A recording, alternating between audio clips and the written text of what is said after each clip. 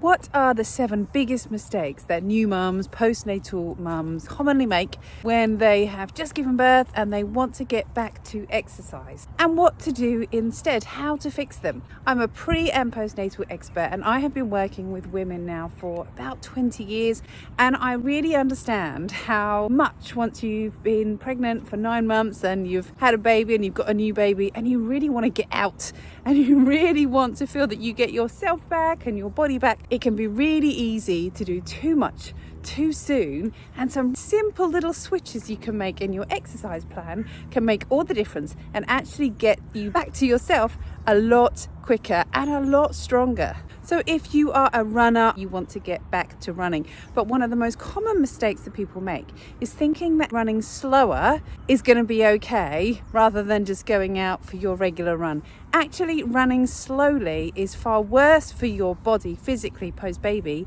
than running at your normal pace. Because you're running slower, you're more likely to be going up and down, and that can obviously have an effect on your breasts, on your pelvis, on your pelvic floor, on those joints that are now recovering from 9 months of inactivity and carrying and birthing a new baby. Fortunately for you, your body doesn't know whether you are running or whether you're walking unless that has an impact on your heart rate. So you can go for a brisk walk. You're still going to get your heart rate up. You're still going to get out. You're still going to be getting all the cardiovascular benefits. As a general rule, we would always advise that you only run when you can't walk any faster.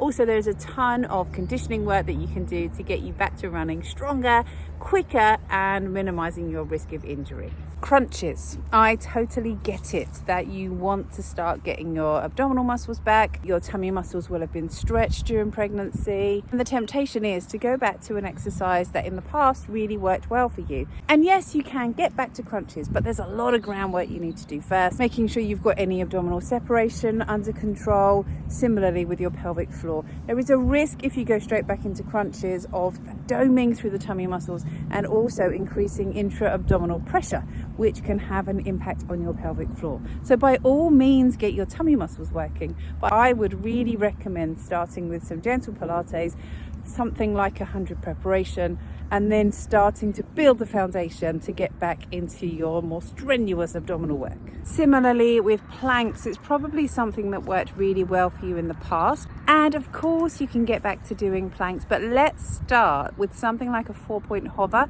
something I start with in my Pilates classes a lot.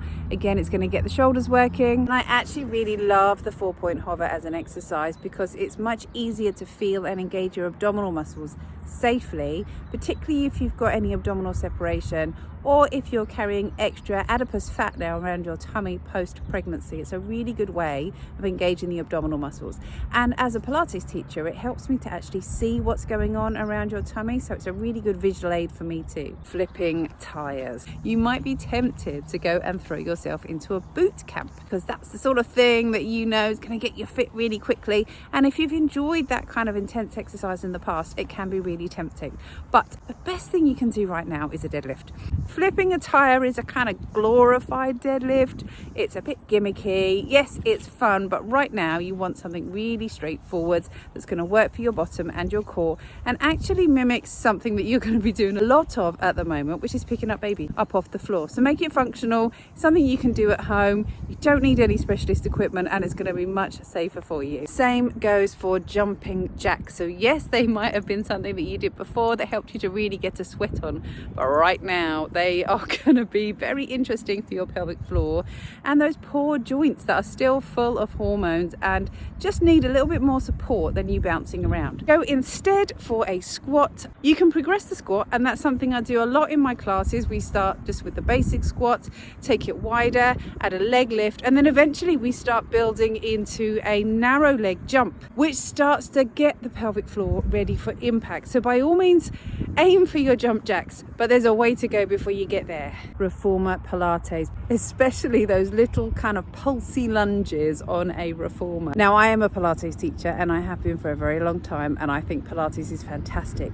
But just let me tell you, rather than spending your money on a reformer class, grab yourself a baby or some weights and do a decent lunge at home with some weights, and you're going to get so much more benefit out of those exercises. You don't need a reformer bed. In fact, it's actually better for you to start off on solid ground, getting that stability first through your lunge. Yes, adding some resistance. Yes, adding some range of movement, but you don't need a reformer. Just get lunging, use your baby. It's the best thing that you can do to get started, and you will get far more out of the exercise and spend far less money. And hey, I love coffee and a cake. In fact, I like making cakes. It's one of my very, very happy places. But one of the best swaps that you can make as a new mum is swapping coffee and cake with your friends.